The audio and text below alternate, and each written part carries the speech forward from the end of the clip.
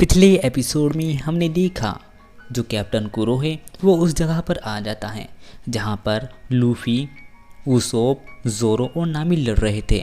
Luffy बेहोश पड़ा रहता है, जोरो पीछे घूरकर देखता है और मियोबैन ब्रोदर दोनों डर जाते हैं। यहाँ तक कि कैप्टन जांगो भी बहुत ज़्यादा डर जाता है।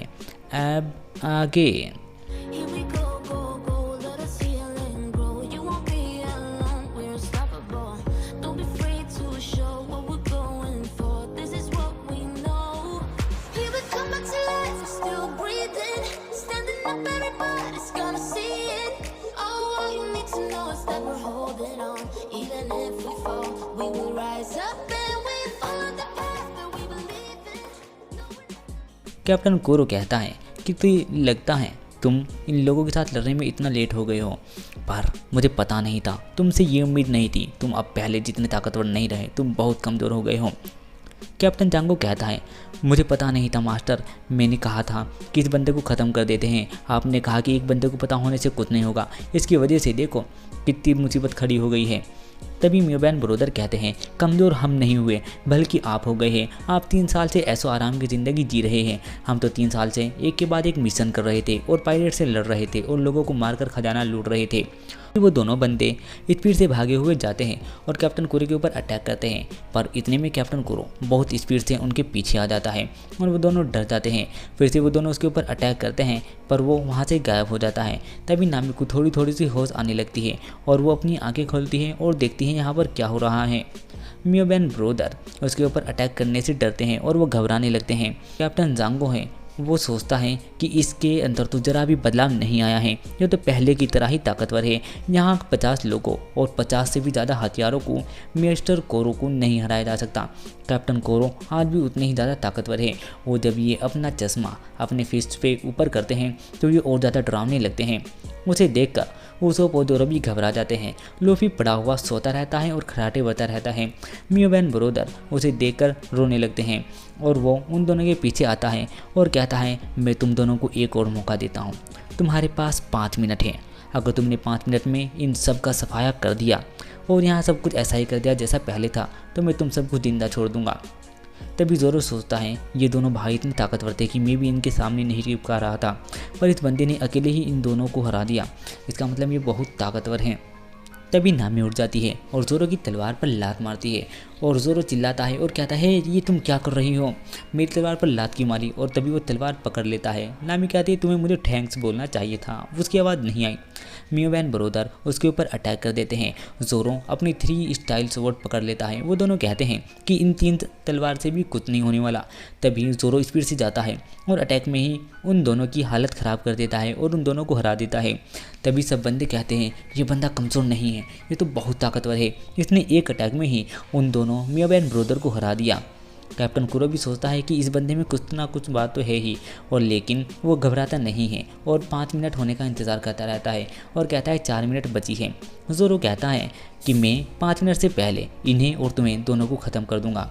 तभी मियोबैन ब्रोदर में से मोटे वाला बंदा कहता है हे कैप्टन जांगो प्लीज़ मुझे हिप्नोटाइज करिए, मुझे ताकतवर करिए, मैं उसे हराना चाहता हूँ, जिसने मेरे भाई की ऐसी हालत करी है मैं उसे ख़त्म कर दूंगा।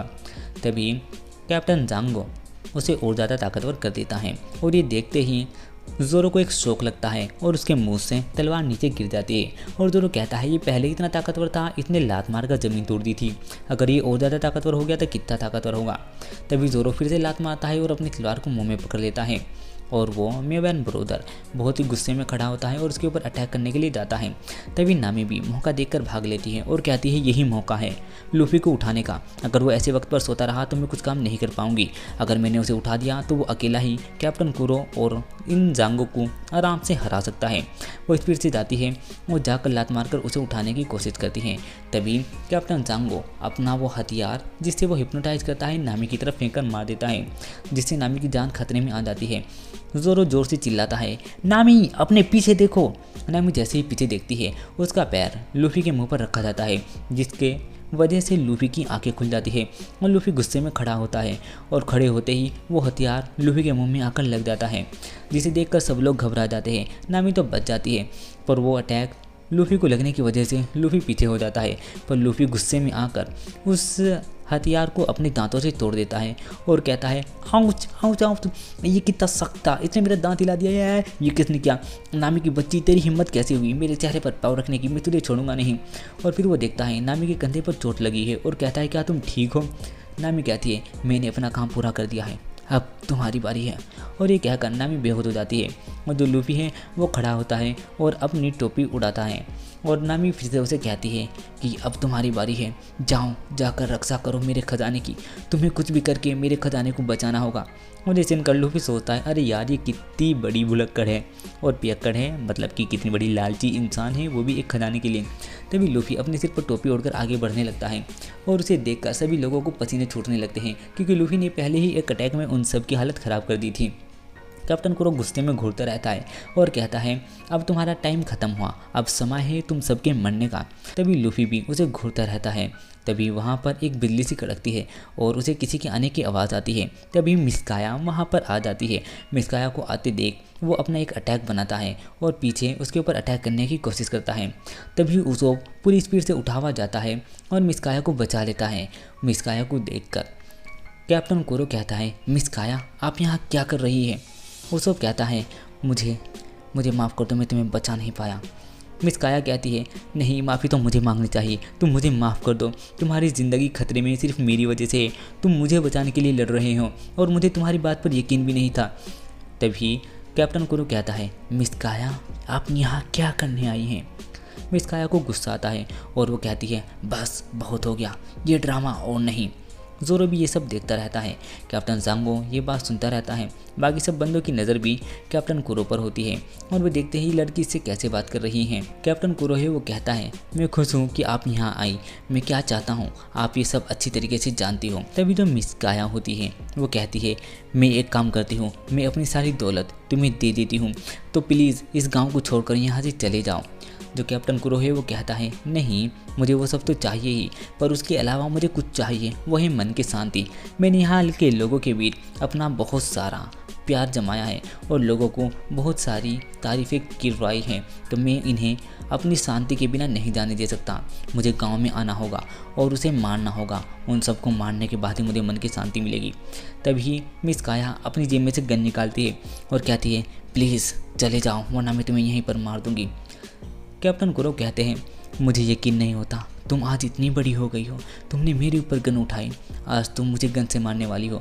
और वो अपने हाथ में से ग्लव्स निकालता है और अपने चश्मे को ठीक करता है और कहता है कि तुम्हें याद है तुम्हारे मॉम डैड के मरने के बाद हमने कितना वक्त एक साथ गुजारा, हम एक साथ रहते थे, एक साथ खेलते थे, एक साथ खाना खाते थे, कभी कभी हम दुखी भी होते थे और हमने कितना वक्त साथ बिताया है, वो समय कितना अच्छा था। और ये सुनकर जो मिस काया है वो रोने लगती है। जो कैप्टन कुरो है वो गन ले लेता है और उसके हाथ से गन लेकर ज़मीन पर डाल देता है। तभी उसोप उस गन को गिरती हुई देखकर गुस्से में खड़ा होता है और उस गन को उठा लेता है और मिस्टर कुरो की तरफ टांग देता है। मिस्टर कुरो सोचते हैं कि ये बंदा ज़बरदस्त है और उठते ही वो गन चला देता है, पर कैप्टन कुरो अपनी पैरों की स्पीड की वजह से उस गन से बच जाते हैं और कहते हैं कि कितना बेवकूफ़ है। और तभी वो एक अटैक करने वाले होते हैं उसोप के ऊपर, लेकिन अचानक से पीछे से एक मुक्का आता है जो कि कैप्टन कुरो के चेहरे का नक्शा बदल देता है। हमें पता चलता है ये मुक्का लूफी ने मारा है और ये वाला एपिसोड यहीं पर ख़त्म हो जाता है। उम्मीद करता हूँ आपको ये वाला एपिसोड पसंद आया होगा। इसी प्रकार के एपिसोड देखने के लिए हमारे चैनल को सब्सक्राइब करना ना भूलें। आपको प्लेलिस्ट में और भी बहुत सारे एनिमे मिल जाएंगे, सभी का आनंद लीजिए। मिलता हूँ नेक्स्ट एपिसोड में, तब तक के लिए बाय बाय।